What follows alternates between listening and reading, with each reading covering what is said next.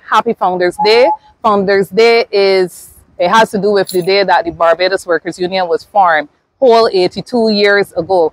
This year we thought that we would celebrate our Founders Day in a very unique way, celebrating those workers in tourism who are the background, who are the background too to a lot of what we do, but who are the backbone of this country. Workers in the tourism sector continue to contribute majorly to our GDP. They continue to be the ones who make Barbados keep its head above water in many respects. And we have been concerned that the workers in the industry are being undermined. In many instances, they are the ones suffering, having to work in conditions where they're employed on the short-term contracts. There are the ones who are having their off days, staunch off days being denied. They're the ones who are having benefits such as meals repealed. The workers are in some properties not getting the service charge, and service charge committees not being allowed to function in the way that the Barbados Workers Union has agreed over the years of a very mature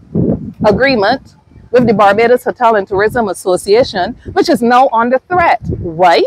Because many members of the BHTA find it fit to opt out of the BHTA agreement with the Barbados Workers Union, but they continue to opt in when government is granting concessions and everything else. So this morning, we journeyed down the West Coast as per our plan, where we did not disrupt anyone's business, but where workers were able to come out and meet us. We met them with a happy Founders Day. It's about you. We exchanged with them information. We gave them paraphernalia. We gave them our branded water and everything. But guess what happened? We were on a Bajan bus, and the messages that we were sending out started really taking root and started niggling some people. So things like modern day slavery will not be tolerated, service charges for workers, these kinds of things. Workers deserve meals, tourism workers, this is your season. These kinds of messages started making a few people anxious. Y'all members in media would not believe what happened. They pull our tour. But I want you to look around at these faces, the committed members of the Barbados Workers Union, our executive council and staff, and you applaud yourselves, who, although the buses were full, parked in their vehicles, and we have determined that we are going to bring the message to the South Coast in the same way that we took it to the West Coast. And it will not end there, because this is about another day in the journey towards making workers in the sector that is the backbone of this country, recognize that if we don't get it right for them, many other workers can believe that we can get it right for them as well. So we will split up from here. We will go to other properties. We will be sharing out paraphernalia. We will be encouraging the tourism workers, the hotel workers in particular, to come out to the meetings that we have for them.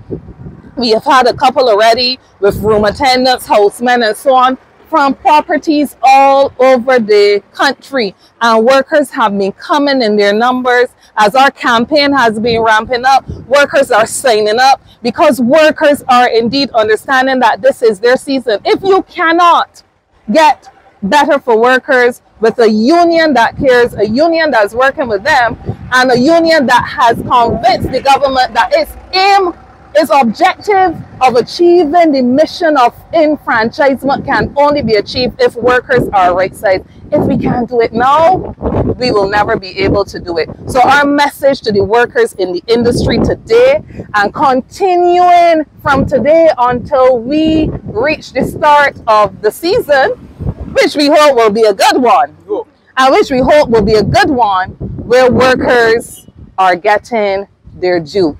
If workers are not getting their due, I don't know how good it's going to be, but we are hopeful. And our message today is as much to the workers as it is to the hoteliers. Do right by the people who have been doing right, not only for you, but for this entire country. So we are going to split up. And if you follow us from here, so be it. I hope that there won't be any hotelier on the South Coast inclined to put us off of their property, because we've normally had very good relationships with hotels once we come to mix and mingle with our workers. We don't go on properties without express permission to do meetings and so on. But if you're just in front of property, what's the harm in sharing information and letting the workers that we care about know how much we care about them?